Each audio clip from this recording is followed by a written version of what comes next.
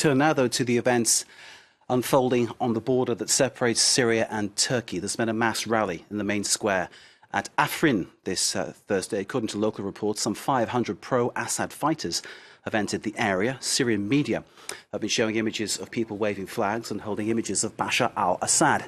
That's, of course, Syrian state media. The report also says that the 33-day assault by Turkish troops on Afrin has now caused over 600 casualties, dead and wounded. It's difficult to separate the two at this stage. Turkey says it has international justification for the incursion, saying it wants to clean up its border of terrorists.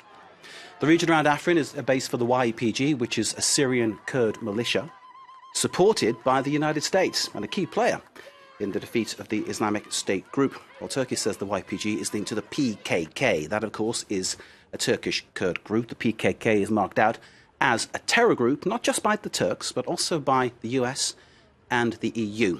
It is a complicated situation, caught up in the middle, many civilians.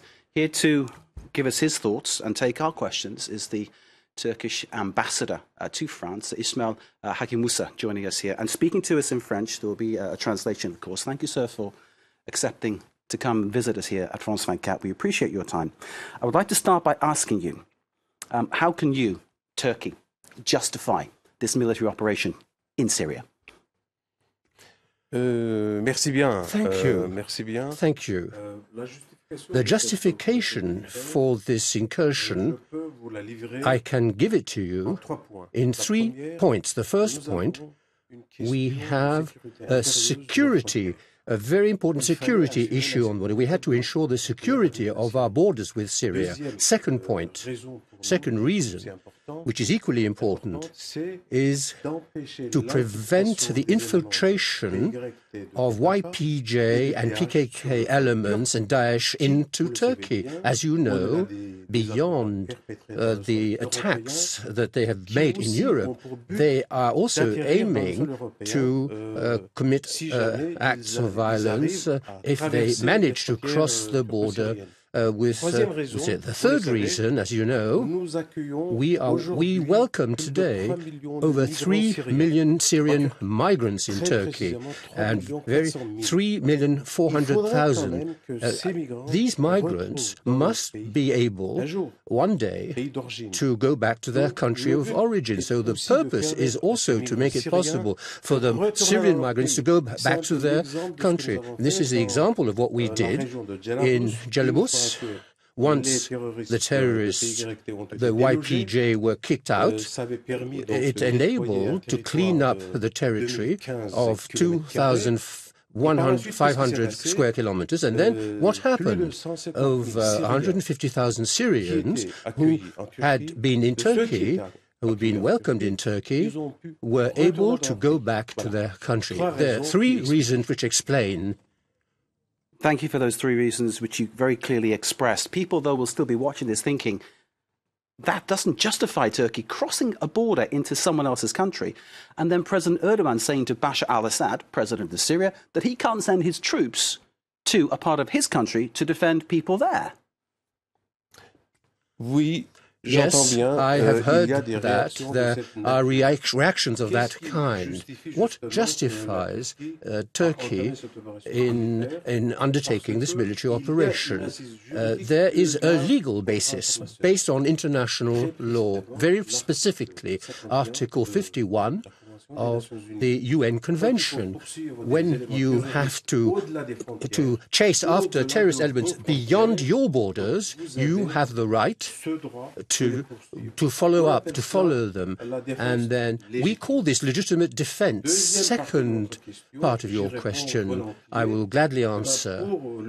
For the Syrian regime, a choice has to be made. Either they manage to ensure the security of their borders, or we will do it for them and for our security. Our security, Mr. Owen, is not only the security of our country, it's also the security of NATO.